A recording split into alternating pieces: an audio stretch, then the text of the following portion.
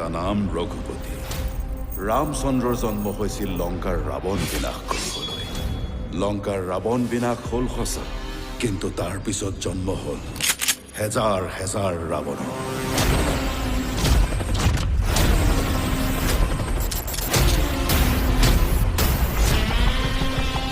মোৰ সমষ্টিৰ মাটিডোখৰ যায় গঞা ৰাইজে অযথা হুলস্থুল কৰি আছে। ৰঘুপতিকে এতিয়া তালৈ পঠিয়াই আছো। ৰঘুপতি নালাগে, ৰঘুপতিক নালাগে।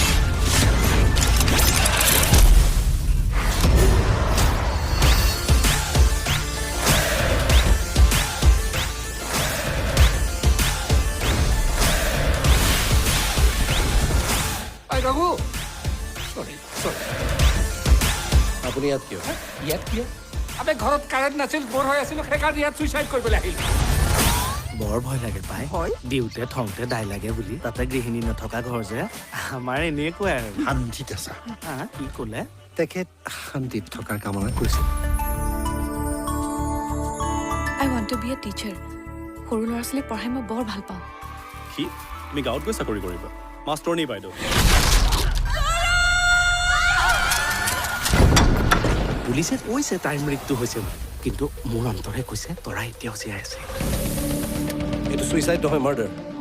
চাওক, মই আপোনাৰ ব্যক্তিগত ক্ষতিৰ বাবে দুখিত, কিন্তু ইনভেষ্টিগেশ্যন কৰিবলৈ পুলিচ আছে। তোমাৰ কাৰণে মই চব এৰি থৈ ইয়ালৈ গুচি আহিলো, আৰু তুমি you are selfish. Get out.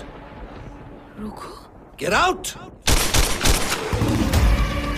কোন তই? মই কোন সেইটো পিছত গম পাবি, কিন্তু ইমান ইম্পৰ্টেণ্ট ইনফৰমেশ্যন আছে যেতিয়া বৰ দৰকাৰী মানুহ নহয় মই।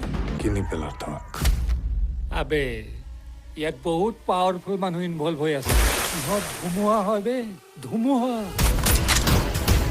সিহঁত যদি ধুমুহা হয়, মই জুই হয়,